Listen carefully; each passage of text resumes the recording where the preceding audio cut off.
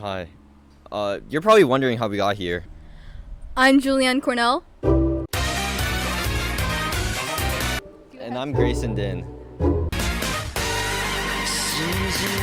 And we're AP Seminar students.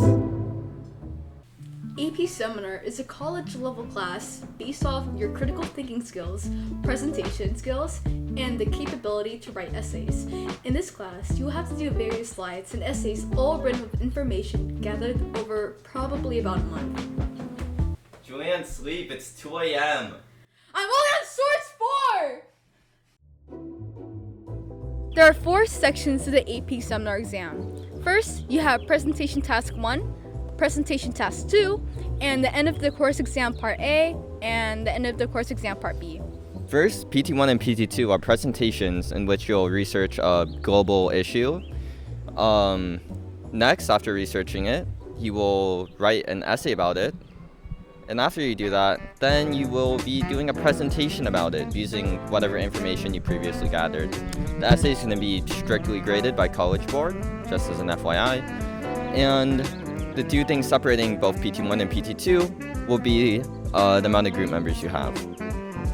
However, what makes them different is that PT1 is a solo presentation, whilst PT2 is a group presentation.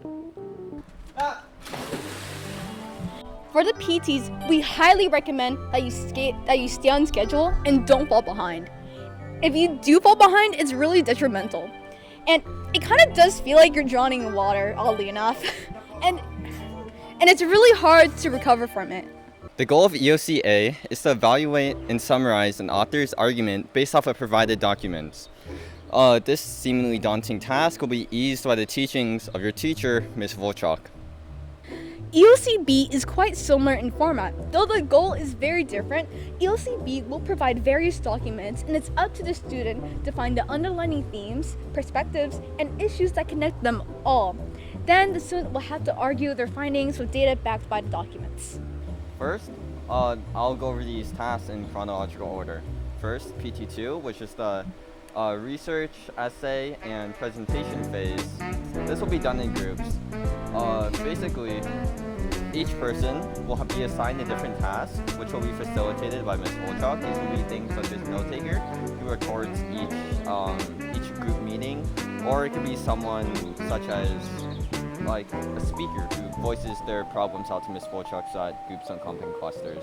Either way, in PT2, everyone will have a role, and everyone has to do their role quite well, or else everything might fall to pieces. Next, we have PT1, and what you should know is that PT1 solely revolves around you, which is what we discussed earlier. You can't really rely on anyone else but yourself. However, what you can do is that you can ask others to peer review your own work and give you feedback in other forms. Additionally, you have to know, it's just essentially the same as PT2.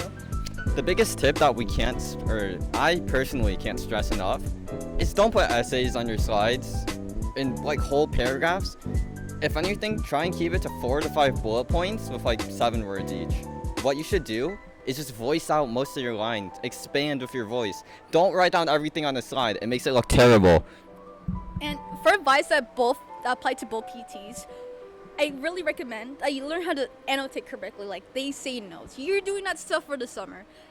Exercise all your resources, which can be found on Mrs. Volchok's website. Talk to Mrs. Volchok a lot for feedback. And finally, don't procrastinate. Don't procrastinate, all right? Don't. Yeah, you'll don't end do up that. drowning if you do it. To conclude, AP Seminar is a really rigorous class. And, it can feel like a lot, and you may end up feeling depressed, but, that's a little okay. Yeah, it is what it is. But just to let you know, we both expect you guys to get a 5 on your test. And don't forget, the real AP AP Seminar was the friends you made on the way. Oh my god!